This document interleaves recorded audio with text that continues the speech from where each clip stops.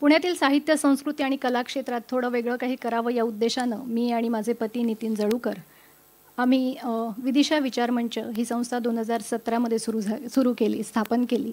आता एप्रिलमध्ये त्याचा वर्धापन दिन आहे. ज्या नाशिकमधून मी आले त्या नाशिकला जे ज्ञानपीठ पुरस्कार विजेते ज्येष्ठ साहित्यिक होते माननीय वि. शिरवाडकर तथा कुसुमाग्रज. तर सुदैवाने शाळकरी वयात मला कुसुमाग्रजांचा सहवास लाभला हे माझं भाग्य. आम्ही गेल्या वर्षी वसंत आबाजी डहाके सरांना आपण हा पुरस्कार दिला. यंदा अरुणाताईंना देतो आहोत. अरुणाताईंनी आम्हाला कवितेचं बोट धरून काव्यविश्वात आणलं. कविता काय असते, ती कशी जगावी, कशी अनुभवावी हे आम्ही त्यांच्याकडनं कधी प्रत्यक्ष कधी अप्रत्यक्षपणे शिकलो. मिटवून सुख माझे मी उभी स्तब्ध आता, प्रभुतव करुणेचा लावटिळा माथा असं म्हणणाऱ्या अरुणाताईंना आदरणीय मधु मंगेश कर्णिक सरांनी हा पुरस्कार प्रदान करावा अशी मी त्यांना विनम्र विनंती करते.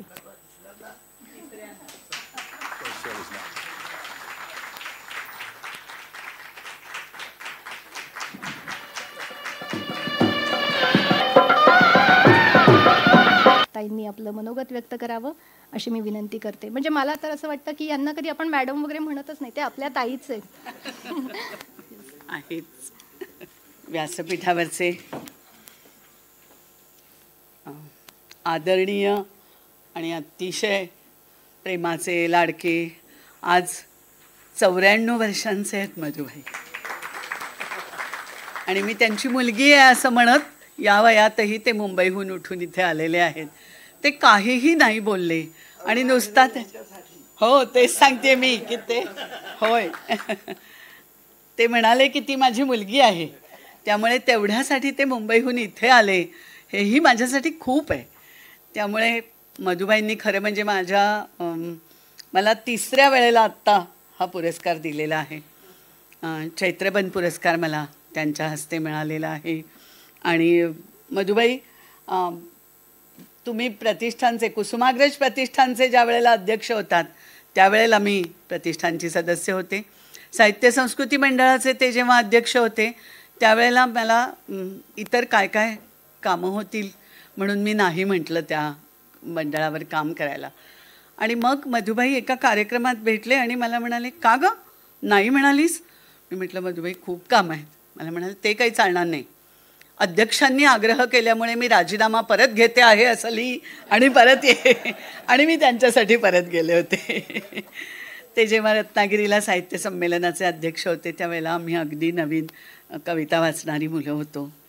अगदी नवी असं नाही मी म्हणत, मधल्या वयाची.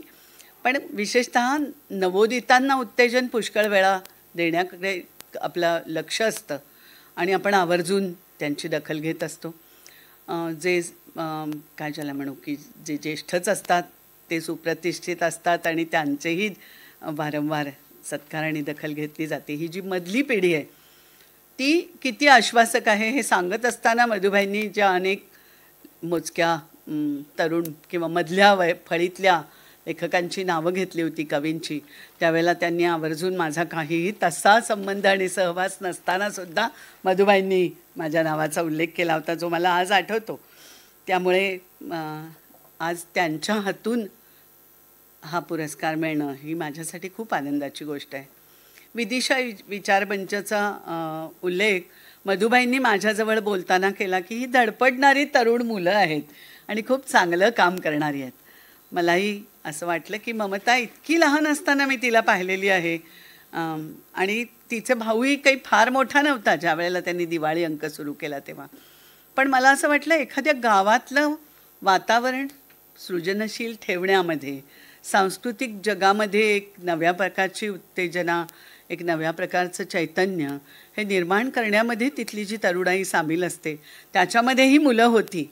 आणि 3ही मुलं, आज पंकज त्यांचा दुसरा भाऊसुद्धा छान पुस्तकांच्याच सहवासात आणि त्याच्याच संबंधीचं काम करतो आहे. तेव्हा ही पुण्यात आली. इथे तिने स्वतःचं म्हणून एक संस्था सुरू केली आणि त्यातून आत्ता हा पुरस्कारांचा मान त्यांनी मांडला आहे. 2 वर्ष आधी झालेली आहेत ज्याचा उल्लेख तिने केला नाही, पण पहिला त्यांनी अरुण म्हात्रेला पुरस्कार दिला. गेल्या वर्षी त्यांनी वसंताबाजी डहाक्यांना सन्मानित केलं आणि यावर्षी त्यांनी त्यांच्या ताईला आग्रहाने इथे बोलावलेलं आहे. त्यामुळे त्याही दोघांचं कौतुक या निमित्ताने माझ्याही मनामध्ये आहे. मिलिंद जोशी व्यासपीठावर आहेत. चमत्कार वाटावा असं वक्तृत्व तुम्ही त्यांचं वारंवार ऐकलेलं आहे. माझ्याबद्दल पुन्हा पुन्हा बोलणं त्यांना खरं अवघड आहे, पण नाही म्हणणंही अवघड आहे. त्यामुळे ते आज इथे आलेले आहेत असं मी म्हणते. कृष्णकुमार गोयलांसारखा माणूस हा चांगल्या कामांच्या पाठीमागे सांस्कृतिक जगातल्या अनेकदा उभा राहिलेला आपण पाहिलेला आहे. आज तेही या व्यासपीठावर आहेत. कुसुमाग्रजांच्या नावाचा सुद्धा मला हा 3रा पुरस्कार आहे. म्हणजे विदिशा विचारवंतच्या 3रा आणि पहिला पुरस्कार याच मसापनी मला दिलेला आहे माझ्या पहिल्या कविता संग्रहाला यक्षरात्रेला. त्यामुळे तो पहिला. गेल्याच 15 दिवसांपूर्वी तळेगावात एका उत्कर्ष वाङ्मय मंडळाने मला कुसुमाग्रजांच्याच नावाचा 27 फेब्रुवारीला दिला पुरस्कार राजभाषा दिनाच्या दिवशी, आणि आज हा पुरस्कार मिळतो आहे. कुसुमाग्रजांबद्दल मी वेगळं काही तुमच्यासमोर बोलावं असं मला वाटत नाही, कारण आपल्या सगळ्यांच्या मनामध्ये ज्या एका आधीच्या पिढीच्या कविता कायमच्या नांदायला आलेल्या आहेत, म्हणजे कोणीही सहज बोलताना पाठीवरती हात ठेवून फक्त लढ म्हणा असं आपल्याला ऐकवतो. त्यावेळेला असं वाटतं की हे कुसुमाग्रज अगदी माझी तरुण भाचरंसुद्धा, खरं म्हणजे ती लहान असतानासुद्धा माझी आई त्यांना ज्या कविता म्हणायला लावायची आणि शिकवायची त्याच्यामध्ये कुसुमाग्रजांच्या कविता होत्या मला आठवते. आणि माझ्यासाठी व्यक्तिगतरित्या ही तात्या हिच्यापेक्षा मोठीच होते मी, त्यामुळे मला तो जाणत्या वयातला त्यांचा सहवास मिळाला. माझ्या पहिल्या संग्रहावर कुसुमाग्रजांनी पत्र लिहिलं होतं, आणि मी हे माझ्यासाठी म्हणून सांगत नाही, मी संकोचानेच बोलते, पण कुसुमाग्रजांचं मोठेपण असं की इतका ज्येष्ठ आणि श्रेष्ठ अशा प्रकारचा कवी असूनसुद्धा त्यांनी तो पहिल्या संग्रहानंतर मला लिहिलं होतं की इतकी उत्तम प्रेमकविता ही क्वचित वाचायला मिळते पहिल्या संग्रहात, तुझं मनापासून अभिनंदन. त्यानंतर वारंवार नाशिकला जात राहिले, तात्यांना भेटत राहिले. त्यांनी माझ्यावर विश्वास टाकला. तेव्हा जनस्थान पुरस्काराच्या निवड समितीमध्ये मी अगदी वयाने लहान असूनसुद्धा त्यांनी माझा समावेश केला होता. आणि त्यांच्या कवितेने तर पुष्कळ दिलं. त्यांचं व्यक्तिमत्व ही म्हणाली तसं खूप जवळून अनुभवायला मिळालं मला. पुष्कळदा त्यांची कवितासुद्धा म्हणजे एका वृद्ध पिढीचीच वेदना व्यक्त करणारे की वडीलधाऱ्या या पायांना शताधिकांचे हात स्पर्शती, खंत एक की उरला नाही हात एकही खांद्यावरती, असं लिहिणारे कुसुमाग्रज. किंवा मस्तक ठेवून गेलीस जेव्हा अगतिक माझ्या पायांवरती, या पायांना अदम्य इच्छा ओठ व्हायची झाली होती, अशा प्रकारची कविता लिहिणारे कुसुमाग्रज. हे मला गैजा जय जयकार, ही नकुल किंवा कोलंबसाचं गर्वगीत जेवढं आठवतं तेवढेच आठवतात. तेव्हा खूप खूप ऋण आहे कुसुमाग्रजांचं आपल्यावरती. त्यांच्या कवितेने आपल्याला पुष्कळ काही दिलेलं आहे. विशेषतः त्यांच्या व्यक्तिमत्वातली समधातता ही वयाच्या या टप्प्यावर मला खूप महत्त्वाची वाटते. इतकी शांत, इतके स्थिरचित्त अशा प्रकारचं व्यक्तिमत्व होतं त्यांचं. तिने सांगितलं तसं हात पाठीमागे घेऊन शांतपणाने श्रीराम असं म्हणत आपल्या घराच्या अंगणात फिरणारे कुसुमाग्रज आठवतात. तेव्हा सगळी सुखदुःख, सगळे गौरव हे एकाच विवेकाने शांतपणाने स्वीकारणारे कुसुमाग्रज हे वयाच्या ह्या टप्प्यावर खरोखरच मला अधिक जवळचे, अधिक त्यांच्या पायाला हात लावावा असे वाटतात. जीवनाकडे पाहण्याचे एक अतिशय संवेदनशील, सहनशील आणि तरी समधात अशी वृत्ती, अशी दृष्टी ती त्यांच्या व्यक्तिमत्वातून मिळाली असंही वाटतं. ज्ञानेश्वरांची ओवी आठवते की आपुला ठावो न सांडिता, आलिंगिजे चंद्रू प्रकटिता, ऐसा अनुरागू भोगिता जाणे. आपला ठाव न सोडतासुद्धा चंद्रविकासी कमळ हे चंद्राला पाहून उमलतं. तो तिथेच असतो आणि ही इथे कुमुदिनी. पण आपला ठाव न सोडतासुद्धा, स्वत्व न गमावतासुद्धा फुलता येतं एखाद्याच्याकडे पाहून. हे ज्ञानेश्वरांसारख्या एखाद्या अतिशय कोवळ्या वयातल्या जवळजवळ संन्यस्त अशा माणसाकडून आपल्याला ऐकायला मिळतं, तेव्हा कवित्वाची जातकुळी काय असू शकते, काय प्रतिभा ही चीज आहे, ह्याचं एक अतिशय वेगळं दर्शन, अद्भुत दर्शन आपल्याला होतं असं मला वाटतं. ज्ञानदेवांपासून तात्यांपर्यंतच्या याच जाणीवेच्या प्रगल्भतेने आणि प्रतिभेच्या उंचीने मला भूल घातली. सच्चा साहित्यकार मला नेहमीच असं वाटतं की जीवनाच्या जास्तीत जास्त निकट जाण्याचा प्रयत्न करत असतो. जीवन शतरंगी असतं, बिकट असतं, गुंतागुंतीचं असतं आणि ते समजून घेत त्याच्या पल्याड जाणं याचा प्रयत्न असतो खऱ्या साहित्यिकाचा. आणि या शतकातलं जीवन तर कोणाही जाणत्याला अस्वस्थ करणारं जीवन आहे. मधुबाईंची अस्वस्थ ची कादंबरी त्यांची आठवते मला. कोणाही जाणत्या माणसाला, त्यांनी तर केवढा मोठा दीर्घकाळ शतक पाहिलेलं आहे असं आज आपण म्हणतो त्यांच्या वयाचं. तेव्हा हे बदलतं जीवन जे आहे हे सगळं डोळ्यासमोर आलं की असं वाटतं की हा खूप कोलाहलाचा, खूप संभ्रमांचा, खूप गदारोळाचा काळ आहे. कृत्रिमपणे निसर्गासारखं काहीतरी निर्माण करण्यामध्ये माणूस अखंड गुंतलेला आहे. आणि या धडपडीत माणसांची हरवत चाललेली असंवेदनशीलताच अनेक शोककथांना जन्म देणारी आहे असं मला वाटतं.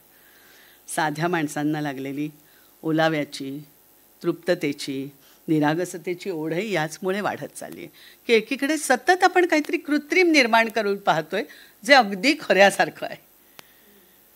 कृत्रिम बुद्धिमत्तेपर्यंत येऊन पोचलो आहे आपण.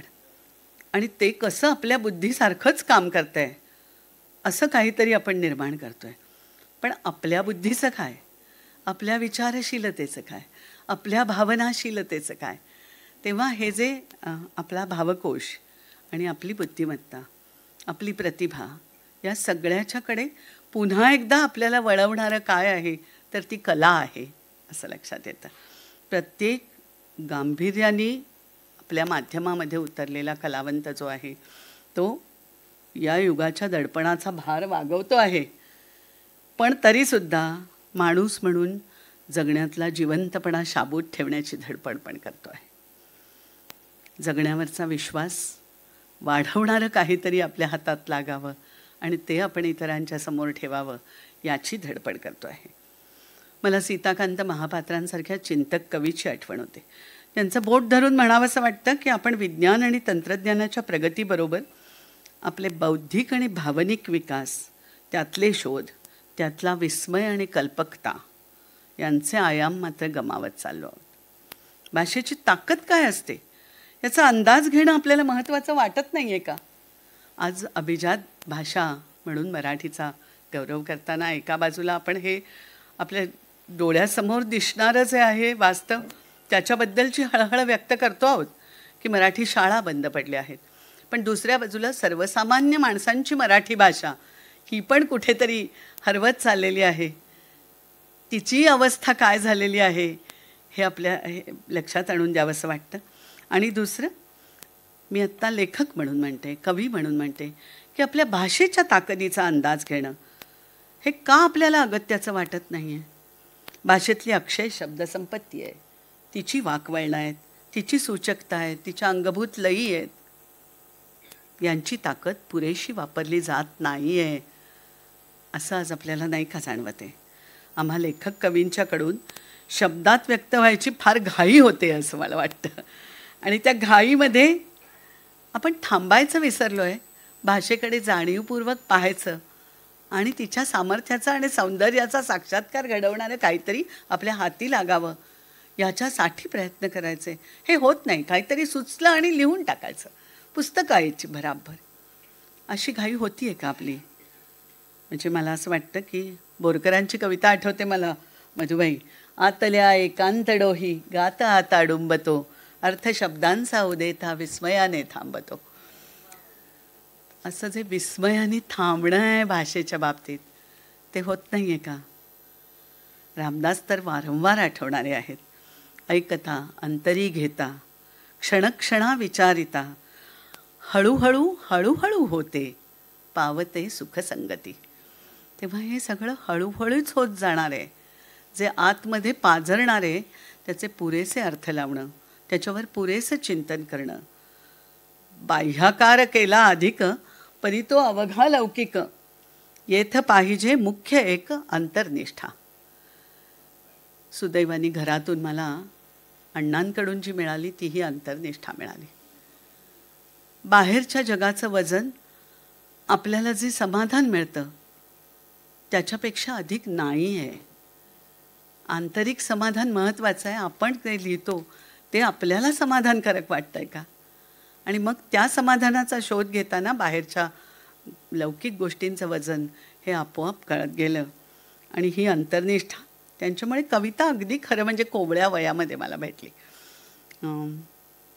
काय म्हणू, शांताकारम भुजगशयनम पद्मनाभम सुरेशम विश्वाधारम गगनसदृशम मेघवर्णम शुभांगम, अशासारखे नेहमीच्या प्रार्थना म्हणताना सुद्धा मग असं लक्षात आलं की गगनसदृशम हे एक विशेषण, विश्वाधारम गगनसदृशम असं म्हणायचं आहे की विश्वाचा आधार हा कसा, तर गगनासारखा असं म्हणायचं आहे का गगनसदृशम मेघवर्णम म्हणायचं आहे.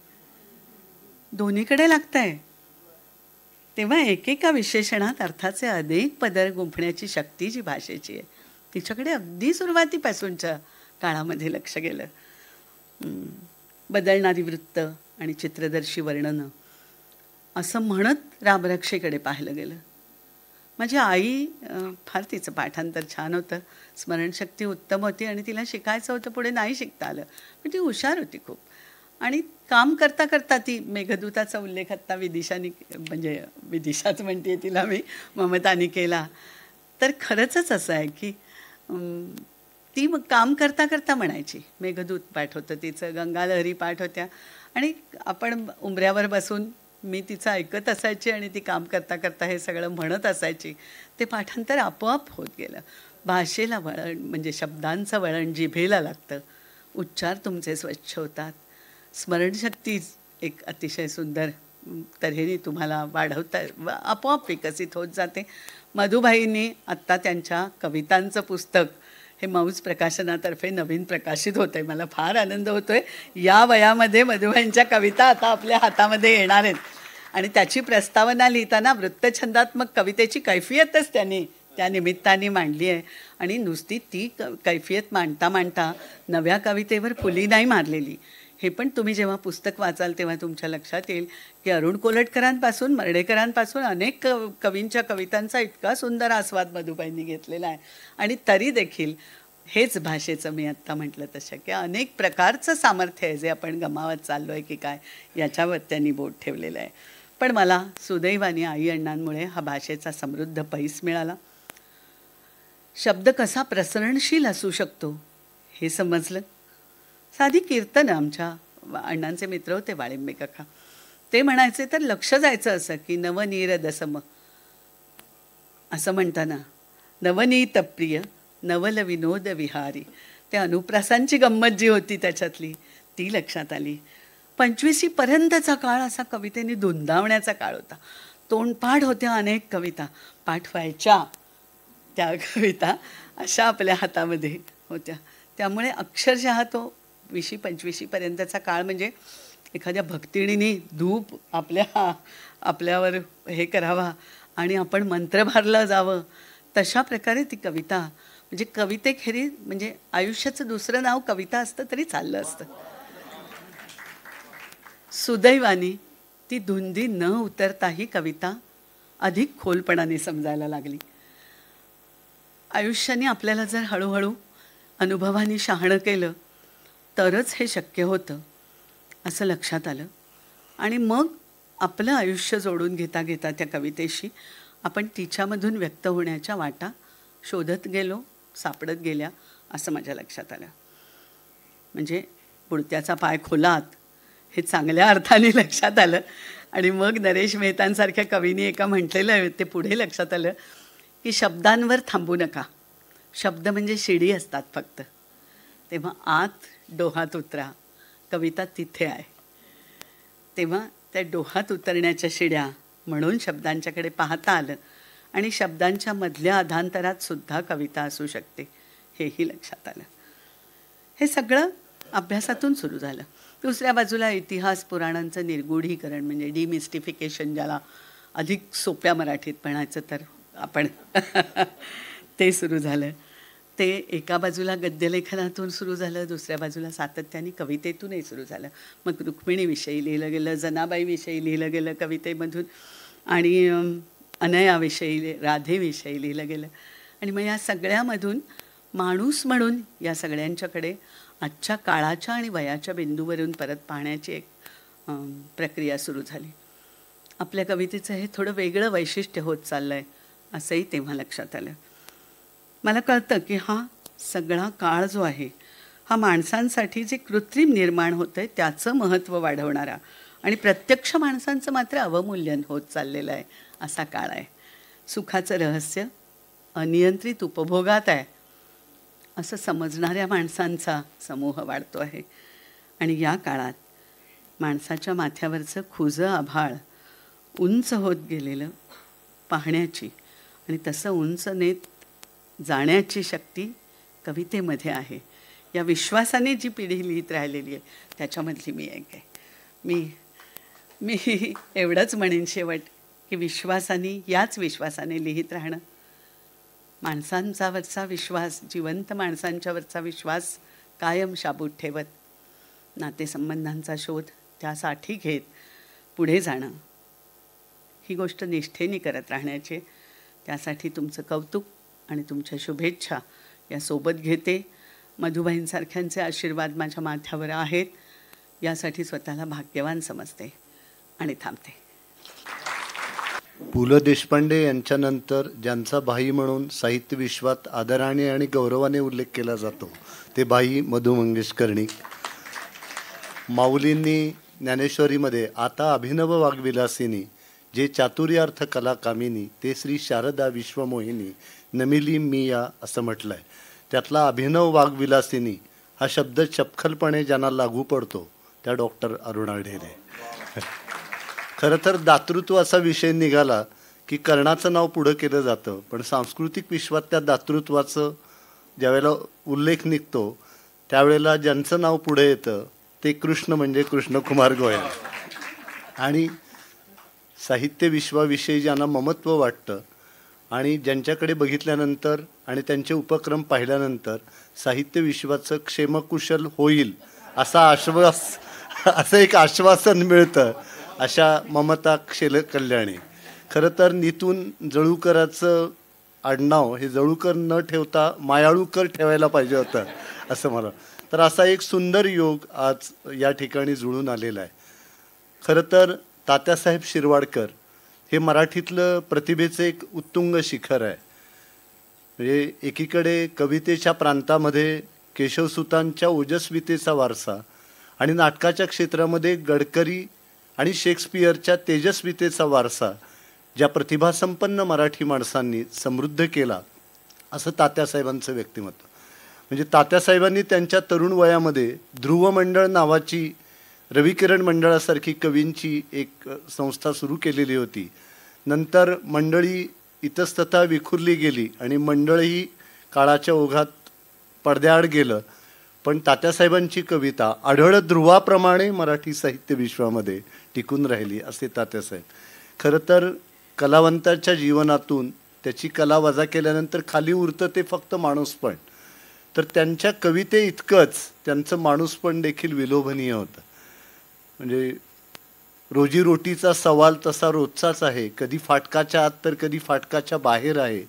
कामगार आहे मी तळपती तलवार आहे, सारस्वतानं थोडासा गुन्हा करणार आहे असं म्हणणाऱ्या नारायण सुर्वेंचा पहिला कविता संग्रह प्रकाशित व्हावा यासाठी पुढाकार घेणारे तात्यासाहेब आणि तात्यासाहेबांची कविता प्रकाशात यावी यासाठी पदरमोड करून तिला प्रस्तावना देणारे वि स खांडेकर आणि सोलापूरच्या दत्ता हलसगीकरांना प्रकाशात आणण्यासाठी पुढाकार घेणारे सुर्वे हे मराठी साहित्य विश्वाचं खरं संचित आहे. कारण मागच्या पिढींनी पुढच्या पिढीचा हात धरून त्यांना पुढं घेऊन जाण्याची ही जी परंपरा आहे ती परंपरा आज वयाच्या 94व्या वर्षी देखील मधु मंगेश कर्णिक यांनी जपली आहे याचा मला आनंद होतो.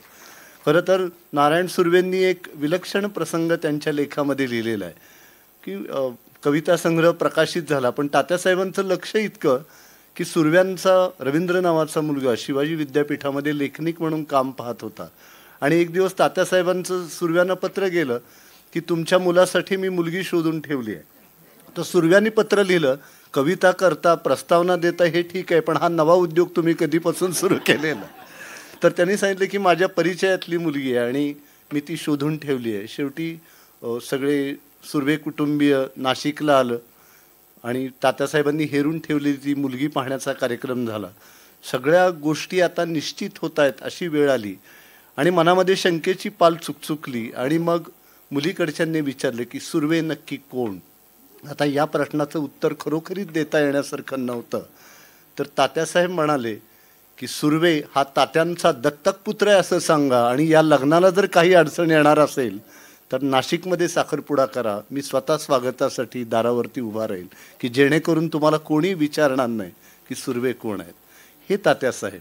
आणि मी ज्यांना गुरुस्थानी मानतो ते मृत्युंजयकार शिवाजीराव सावंत की ज्यांनी मृत्युंजय छावा युगंधरसारख्या अजरामर साहित्यकृती नेऊन मराठी साहित्याचं दालन समृद्ध केलं. तर ज्यावेळेला ते युगंधर लिहित होते मनामध्ये एक प्रश्न होता की याचा आकृतीबंध काय असावा. तात्यासाहेबांना जाऊन भेटले आणि तात्यासाहेबांनी सांगितलं की मृत्युंजय ज्या पद्धतीनं लिहिलं आहे त्याच पद्धतीने युगंधर लिहायला हरकत नाही. आणि मगाशी अरुणाताईंनी उल्लेख केला की तात्यासाहेब श्रीराम श्रीराम असं म्हणत असत. भोसले सरांची देखील एक शैली होती. बऱ्याच वेळा काय होतं की गप्पा मारून झाल्या तरी समोरची माणसं उठत नाहीत आणि मग यांना घालवायचं कसं, तर मग भोसले सर भिंतीकडं पहा ठीक आहे असं म्हणत असत, म्हणजे आता निघायला हरकत नाही असा त्याचा एक साधा सोपा अर्थ होता. तसं तात्यासाहेबांना सुद्धा बोलून पूर्ण झालंय आणि माणसं उठत नाहीत असं लक्षात आलं की ते दोन्ही हात मागं नेऊन श्रीराम श्रीराम असं म्हणत असत आणि समोरची माणसं आता आपल्याला निघण्याचा निरोप मिळालेला आहे असं समजून उठत असेल. तर सावंतांना खूप पाठबळ देण्याचं काम हे तात्यासाहेबांनी केलं. आणि एक प्रसंग मोठा विलक्षण आहे की ज्यावेळेला तात्यासाहेब कोल्हापूरला गेले तर सावंतांना असं वाटलं की आपण त्यांना आपल्या घरी जेवायला बोलवावं. आणि मग आदल्या दिवशी केशवराव भोसले नाट्यगृहात कार्यक्रम होता आणि मग तात्यासाहेबांना ते भेटले आणि म्हणाले उद्या जेवायला या. दुसऱ्या दिवशी एका शाळेमध्ये स्नेहसंमेलन होतं आणि तिथे तात्यासाहेब प्रमुख पाहुणे होते. तर मग सावंत रिक्षा घेऊन झाडाखाली थांबले आणि ते स्नेहसंमेलन सुटलं. बाहेर इतक्या चारचाकी लागलेल्या होत्या पण तात्यासाहेब रिक्षामध्ये बसलेल्या सावंतांच्या दिशेने आले, रिक्षामध्ये बसले, त्यांच्या घरी गेले. 2 खोल्याच्या घरामध्ये समोर एक ताट, समोर पाट, मागे पाट आणि पाटावरती ताट अशी सगळी व्यवस्था केलेली. आणि फारसं काही गोड आवडत नव्हतं. मृणालिनी सावंत या तात्यासाहेबांच्या कवितेच्या अतिशय चाहत्या, तर त्यामुळे त्यांनी बासुंदी पुरी असा छान बेत केला. आणि सावंतांना गोड आवडत नसल्यामुळे त्यांनी शेवटी बासुंदी घेतली आणि त्यांच्या असं लक्षात आलं की बासुंदीमध्ये साखरच घातलेली आहे. आणि तात्यासाहेबांचं सबंध जेवण झालं. सावंत एकदम उडाले आणि म्हणाले की इतका छान स्वयंपाक केलास पण बासुंदीमध्ये साखर घातली नाही. तर तात्यासाहेब म्हणाले की आतिथ्याचा गोडवा इतका होता की मला बासुंदीमध्ये साखर आहे हे जाणवलं सुद्धा. तेव्हा असा स्नेह जपणारे तात्यासाहेब आणि ज्या सत्वसंपन्नतेचा उल्लेख आत्ता अरुणाताईने केला, तर ज्या दिवशी कवी यशवंतांच्या पुस्तकाचं प्रकाशन अनंतरावांनी पुण्यामध्ये ठेवलेलं होतं त्याच्या आदल्या दिवशी यशवंतराव चव्हाण साहेब हे नाशिकला होते आणि तात्यासाहेबांची भेट झाली आणि ते तात्यासाहेबांना म्हणाले की मी विमानाने जातोय, तुम्ही या, नाहीतरी उद्या तुम्ही येणारच आहात, आजच आपण पोचू. तर तात्यासाहेब म्हणाले नाही मला काही काम आहेत. आणि मग दुसऱ्या दिवशी 5 वाजले तरी तात्यासाहेबांचा पत्ता नाही. आणि शेवटी तात्यासाहेब बसमधून उतरले आणि कार्यक्रमाच्या ठिकाणी गेले. आजचे कुठलेही कवी असते तर प्रथम म्हणाले असते की आपण जाणार असाल तर माझ्यासाठी एक जागा राखीव ठेवा. तेव्हा आपलं सत्व सांभाळण्याचं म्हणजे चव्हाणसाहेबांची भूमिका काही वेगळी नव्हती पण तरीही आपलं सत्व सांभाळण्याची जी रीत होती ती खूप महत्त्वाची आहे. तर अशा तात्यासाहेबांच्या नावे असलेला पुरस्कार मधुबाईंच्या हस्ते अरुणाताईंना दिला गेला.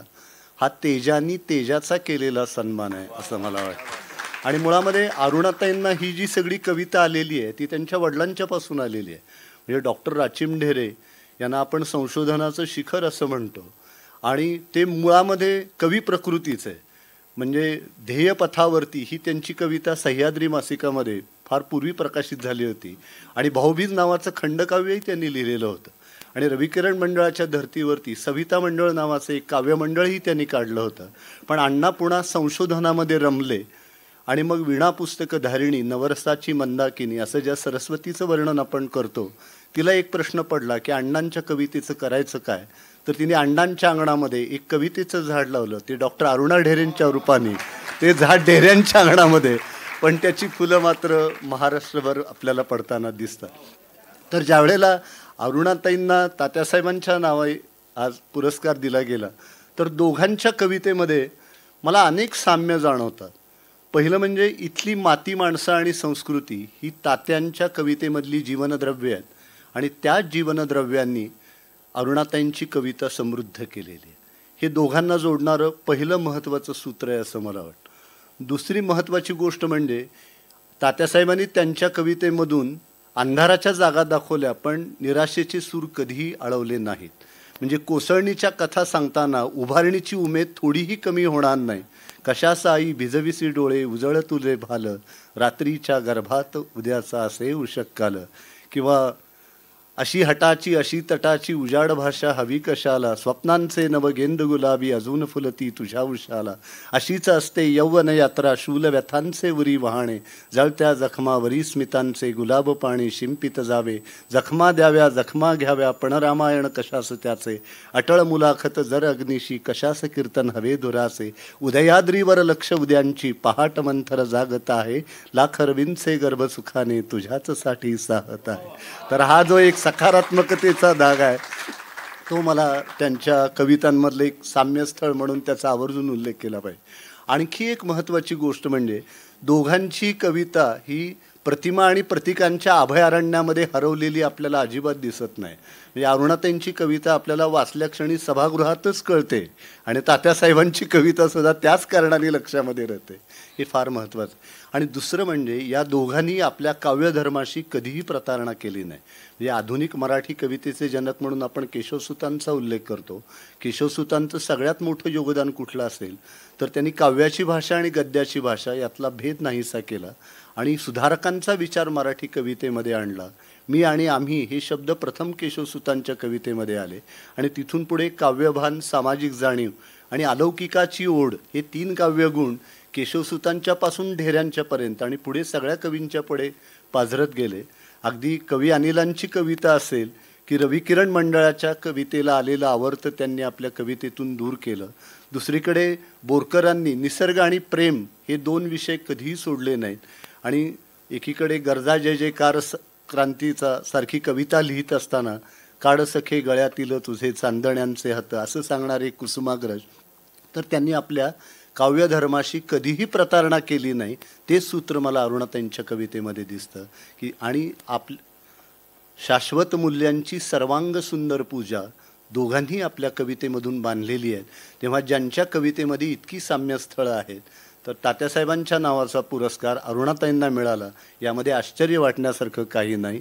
उलट योग्य व्यक्तीची निवड केल्याबद्दल मी विदिशाचं मनपूर्वक अभिनंदन करतो. अरुणाताईंच्या घराचं नाव विदिशा आणि या संस्थेचं नावही विदिशा, म्हणजे एका घरातून हा दुसऱ्या घरामध्ये आलेला पुरस्कार आहे असं म्हटलं तर काही वावगं ठरणार. अण्णा हे संशोधनामध्ये रमले आणि ती संशोधनाची परंपरासुद्धा अरुणाताईंनी फार समर्थपणे पुढे चालवली. आपल्याकडे एक दुर्दैवाची गोष्ट अशी आहे की एकदा प्रतिभावंतांना प्रतिमेच्या एखाद्या चौकटीमध्ये आपण बंदिस्त केलं की त्यांच्या इतर कर्तृत्वाकडे दुर्लक्ष करायला आपण रिकामे होतो. अरुणाताईंच्या बाबतीमध्ये तसं झालं असं मला वाटतं आणि खूप मोठ्या लोकांच्या बाबतीमध्ये तसं झालं आहे. म्हणजे शिवाजीराव भोसलेंच्याकडे आपण केवळ ख्यातनाम वक्ते म्हणून पाहिलं, पण त्यांचं यक्षप्रश्न किंवा देशोदेशीचे दार्शनिक यासारखं जे तत्वचिंतनपर लेखन आहे त्याकडे आपलं दुर्लक्ष झालं. आपण नासी फडक्यांच्याकडे केवळ कथाकार आणि कादंबरीकार म्हणून पाहिलं, पण त्यांचं प्रतिभाविलास, प्रतिभासाधन किंवा त्यांचं क्रिकेट संगीतविषयीची जी समीक्षा आहे त्याकडे आपलं दुर्लक्ष झालं. गदिमांच्याकडे आपण केवळ गीतरामायणकार म्हणून पाहिलं, पण कथा आणि कादंबऱ्याच्या माध्यमातून त्यांनी जे जगण्याचं महाभारत मांडलं त्याकडे आपलं दुर्लक्ष झालं. विंदा करंदीकरांच्याकडे आपण मराठी काव्याची पालखी सर्व दूर घेऊन जाणारे श्रेष्ठ कवी म्हणून पाहिलं, पण त्यांनी जी मराठी आणि इंग्रजी काव्याची समीक्षा लिहिली, ॲरिस्टॉटलचे काव्यशास्त्रसारखी, त्याकडे आपलं दुर्लक्ष झालं. तर अरुणाताईंची कवयित्री हीच प्रतिमा आपल्यासमोर इतकी पुढं आली की त्यामुळं त्यांनी लिहिलेल्या कथा, कादंबऱ्या, त्यांचं समीक्षा लेखन, त्यांनी लिहिलेलं ललित गद्य, त्यांनी लिहिलेला समाज इतिहास, त्यांनी केलेला अनुवाद, त्यांनी लोकसाहित्य आणि लोकसंस्कृतीविषयक लेखन हे सुद्धा तितकंच महत्त्वाचं आहे आणि त्याच्याकडे सुद्धा आपण गांभीर्याने पाहणं गरजेचं आहे असं मला वाटतं. संशोधनाचा वारसा त्यांना अण्णांकडूनच मिळाला आणि अण्णा हे महाराष्ट्रातलंच नव्हे तर भारतातलं एक संशोधनाचं स्वयंभू विद्यापीठ म्हटलं तर काही वावगं ठरणार नाही. म्हणजे कुठल्याही पायाभूत सुविधेशिवाय, कुठल्याही वेतन आयोगाशिवाय, कुठल्याही स्कॉलरशिपशिवाय हे विद्यापीठ सलग 60 वर्ष अव्याहतपणे संशोधन करत होतं आणि एखाद्या पारंपरिक अथवा अभिमत विद्यापीठाला हेवा वाटावा असं काम एका व्यक्तीनं करून ठेवलं. आणि अण्णांच्या संशोधनाचं वैशिष्ट्य असं की त्यांनी आपल्या संशोधन प्रक्रियेमध्ये अभिजनांच्या संस्कृतीपेक्षा बहुजनांच्या संस्कृतीला अधिक महत्त्व दिलं आणि त्यासाठी त्यांनी लोकतत्त्वीय दृष्टीचा अवलंब केला.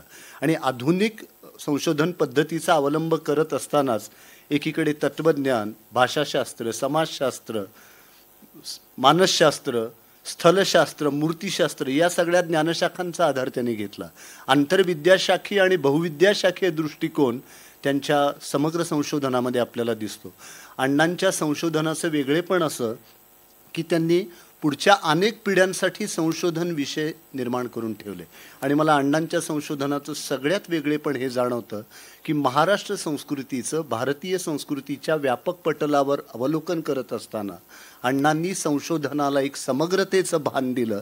ते समग्रतेचं भान डॉक्टर अरुणा ढेरे यांच्या समग्र संशोधनामध्ये आपल्याला दिसतं आणि तो वारसा देखील खूप महत्त्वाचा आहे असं मला वाटतं.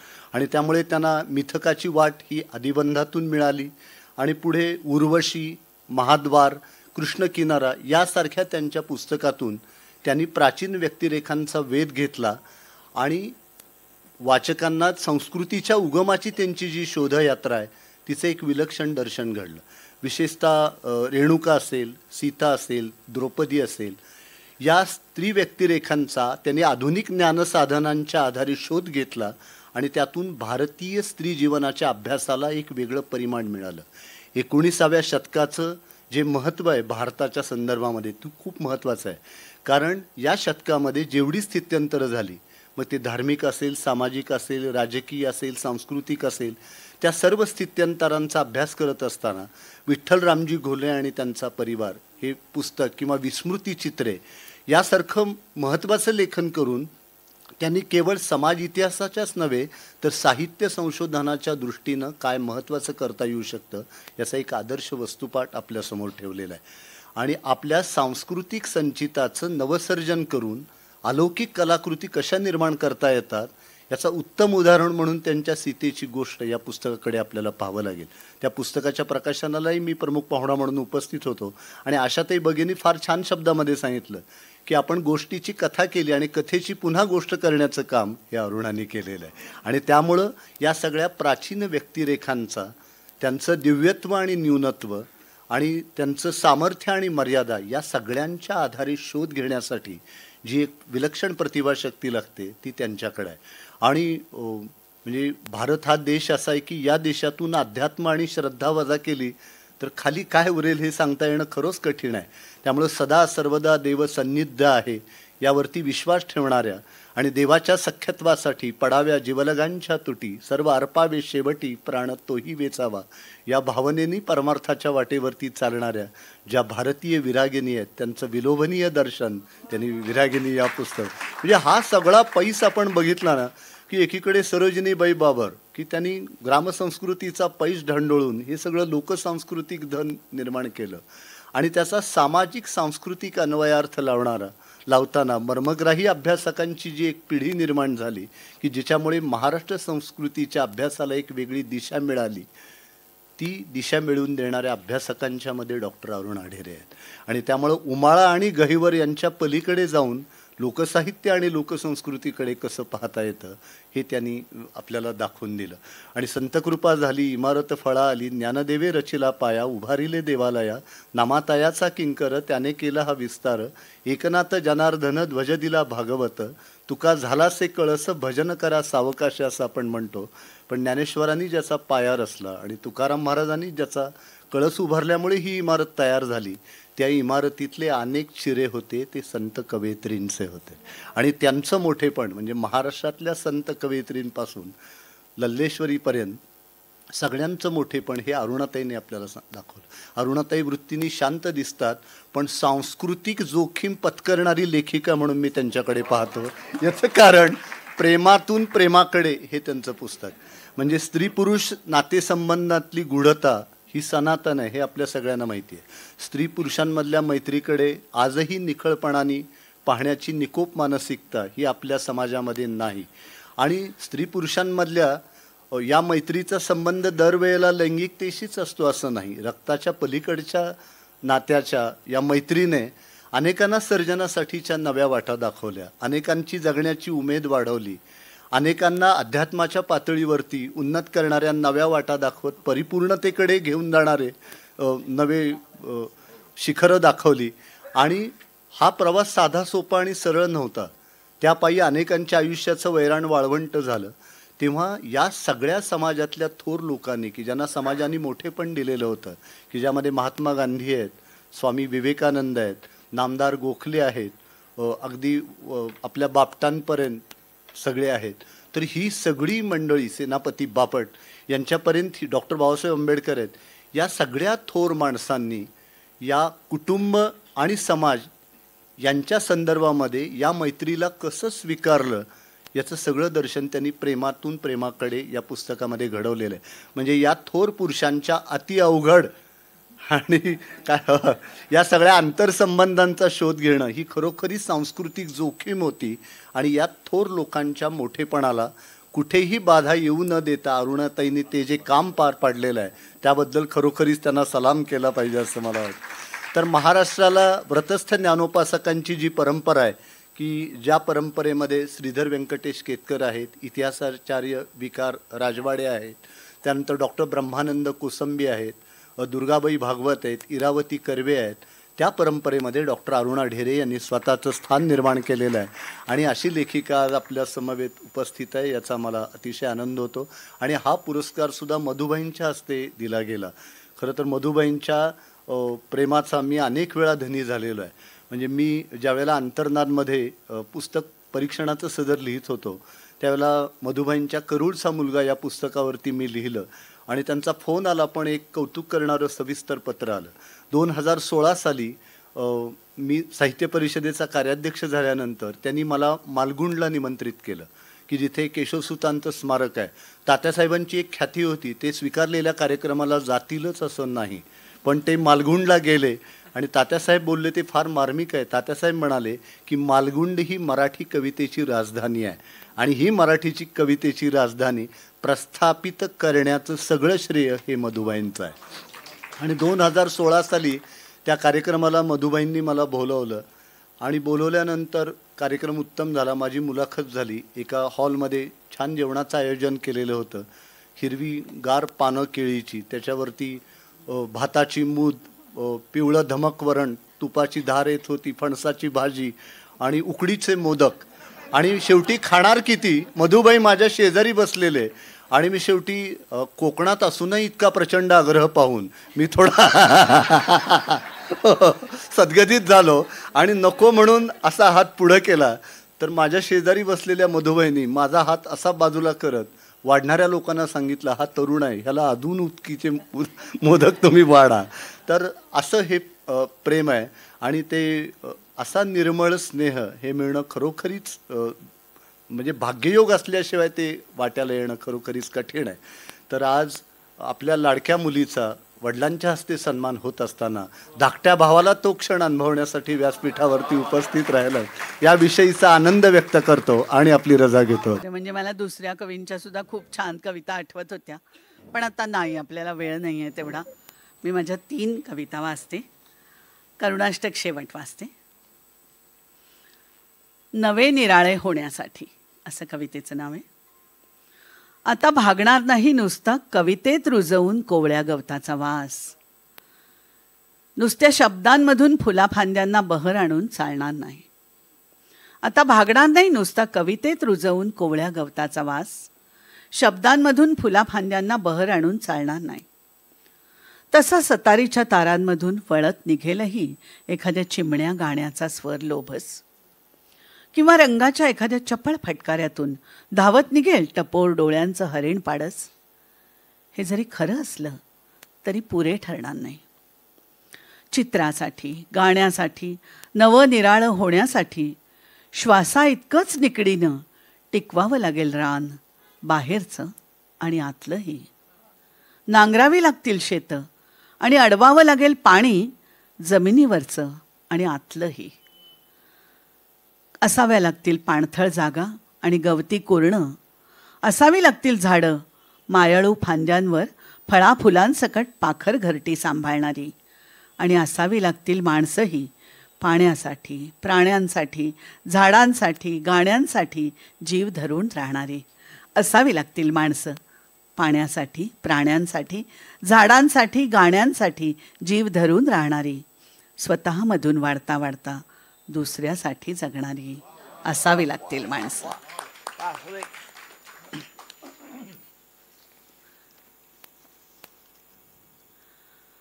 मागच्या करड्या दिवसांवर रेंगाळणारे सगळे गुंते सोडवत नेटाने मिळवीन म्हणते मी एखादा ताजा श्वास नवेपणी. मागच्या करड्या दिवसांवर रेंगाळणारे सगळे गुंते सोडवत नेटाने मिळवीन म्हणते मी एखादा ताजा श्वास नवेपणी. कुंद ओल्या जगण्यामधून वाट काढत चालीन म्हणते मी जीव लावून दूरपर्यंत अनवाणी. जाईन म्हणते मी तेवत्या दिव्यासारख्या सतेज करुणेच्या गाभाऱ्यात भरलेल्या कळशीसारखं मन घेऊन सांभाळून. जाईन म्हणते मी तेवत्या दिव्यासारख्या सतेज करुणेच्या गाभाऱ्यात भरलेल्या कळशीसारखं मन घेऊन सांभाळून. पुढच्या प्रत्येक क्षणाचा माथा उंबऱ्याशी टेकवून करीन म्हणते मी सगळ्या अस्वस्थ शब्दांचं शांतवन. प्रेमाच्या पहिल्या उच्चारा इतकं उत्कट गाईन म्हणते मी सगळं काही स्वतःमधून. अन देवाची फूल सुपारी पदरात न्यावी जपून वारीच्या लोटत्या गर्दीमधून. अन देवाची फूल सुपारी पदरात न्यावी जपून वारीच्या लोटत्या गर्दीमधून तशी नेईन म्हणते मी कविता भवतीच्या कोलाहलातून. आणि आता करुणाष्टक. अष्टकासारखंच म्हणते, गात नाही मी, पण आपण सगळेच जण कुठे गात असतो ज्या वेळेला आपण स्तोत्र म्हणतो, आरत्या म्हणतो तेव्हा. तर तसं ऐका. उतरून हळू येते संधिकालीन माया, स्वजन जनधनाचे दुःख लागे मिटाया. झरझर स्मरणाची रेघ जाई धुक्यात, मनभर कवितेचा मांडिला मी आकांत. पदर भरून वारा गर्द काळोख डोळे, घरभर झुकलेले उंच आभाळ गेले. किणकिण हिरवे जे स्वप्न हातात होते, पिचत पिचत तेही खोल मावसात जाते. क्षण क्षण जगलेला होत प्राणात गोळा, अरुण फिरून येई इंद्रियांना उमाळा. अनुभव नवलाचे स्वप्न सारून आले, हळूहळू कळते की काही नाही कळाले. गडद गडद झाले सावळे मेघ काळे, लुकलुक हृदयाची चांदणी त्यात हाले.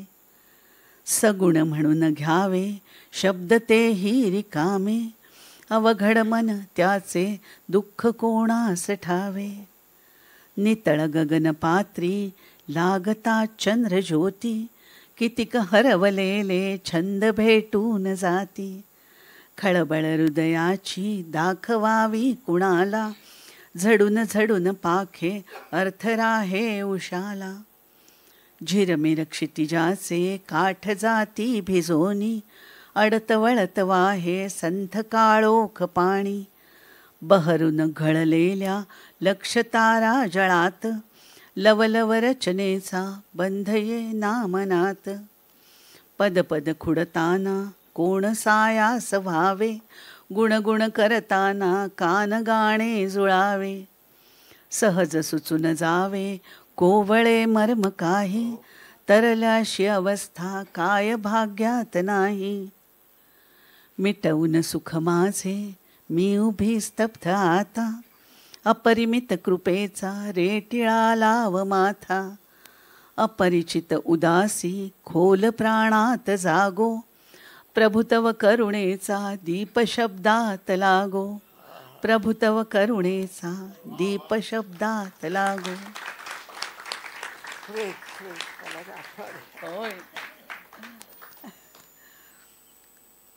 काय म्हणू, आभाराचे शब्द आता माझ्यापाशी नाहीच आहेत.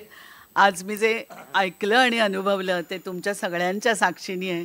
त्यामुळे मधुबाई, मिलिंद इतके उत्तम बोलले आणि हे सगळं यांच्यामुळे झालेलं आहे. ती आमची ममता पलीकडे बसलेली आमची. हे सगळ्या मला तुम्हा सगळ्यांचे फार मनापासून आभार मानते की तुम्ही सगळे सोबत आहात म्हणून लिहिणं होतं. तुम्ही सगळे आहात या विश्वासावर लिहिणं होतं. लिहित असतो आपण ते केवळ आपल्यासाठीच लिहित असतो, तेव्हा कोणीच नसतं समोर. जे म्हणजे तुम्हाला काही झालं तरी पर्याय नसतो. किती थोर साहित्य वाचलं. मधुबाईंना हे माहीत आहे, म्हणजे ते केशवसुतांबद्दल बोलले, आत्ता आपल्या समोर ज्ञानेश्वरांबद्दल बोलले. इतकं थोर वाचलं की असं वाटतं की का लिहितो आपण किती क्षुद्र आहोत आणि तरी आपण लिहितो. याचं कारण त्याशिवाय आपल्याला पर्याय नसतो. तेव्हा ते जे आतड्याचं गुंतणं असतं त्या शब्दांमध्ये, माध्यमामध्ये, तसं झालेलं आहे खरं. पण ते सगळं समजून घेऊन तुम्ही प्रेम करताय ही माझ्यासाठी केवढी मोठी गोष्ट आहे. अशीच शुभेच्छा, असाच आनंद तुमच्याकडून कायम मिळत राहो आणि मधुबाईंसारख्यांचा आशीर्वाद कायम डोक्यावरती राहो. याचा आज अण्णा जर असते तर अण्णा मधुबाईंपेक्षा 1 वर्षांनी लहान. त्यामुळे मला अण्णा आज आहेत असं वाटतंय आणि त्यांनीही मी भारावलेली आहे. मी सगळ्यांना पुन्हा एकदा धन्यवाद देते.